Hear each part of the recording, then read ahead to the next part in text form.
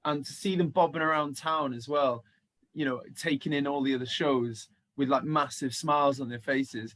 They loved Wrexham, and they said as much on stage. You know, they'd never encountered such a friendly place, and it was amazing to hear that. And honestly, they really left a good impression. And you know, I was recently at a festival in France, and I saw them play to, like, you know, a room of, like, there must have been 4,000 people watching them. And you know, that's the journey this band are on. So it was really great to have them at the festival, that they understood what it was all about and they got the whole vibe of it. And yeah, all power to them. You know, I hope they go on and have a really great career. Yeah, well, they recently brought out a single from an album that they're going to be bringing out in April. Personally, I've got a gold vinyl on pre-order for that one because I cannot wait. But yeah, they got a new tune out called GDP, and definitely worth checking out.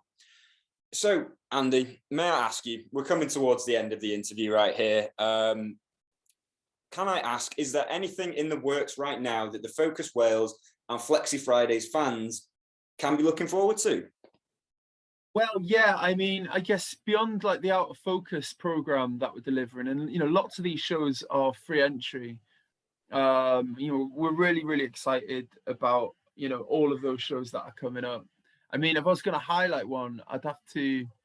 I mean, we've got a show with Porridge Radio at the end of January that I just can't wait for, with like cracking underbill. We've got like Adwife playing on that with him and Aether Dar. That's going to be phenomenal. That is a ticketed show, so I'm really excited about that one coming up. People should get their tickets while they can for that, because it is selling really quickly. And otherwise, Focus Wales 2022 coming up in May. So, you know, at the minute, I mean, I'm sworn to secrecy, but we've got some really great headliners lined up for next year, and you know, looking forward to sharing that with the world in due course. But yeah, it's going to be the biggest edition of the festival that we've ever delivered, and I just hope everybody supports it. And you know, buy your tickets early is what I would say, because you know, we've only got a limited amount of early birds on sale, and I suspect as soon as we announce the headliners, they're going to sell out. So yeah, so sorry, I can't, like, I'm sworn to secrecy, so I can't like say too much about the 2022 program. But yeah, my top tip is to get the early birds while you can, because it's definitely by far and away the biggest lineup we've ever had. Yeah, I think also that is something worth mentioning, that Focus Wales ticket prices, even outside of the early bird thing, very affordable for what the festival is. Like, compared to the major festivals that are charging like £250 a ticket or something, you'll see just as many bands at Focus Wales for a fraction of the price.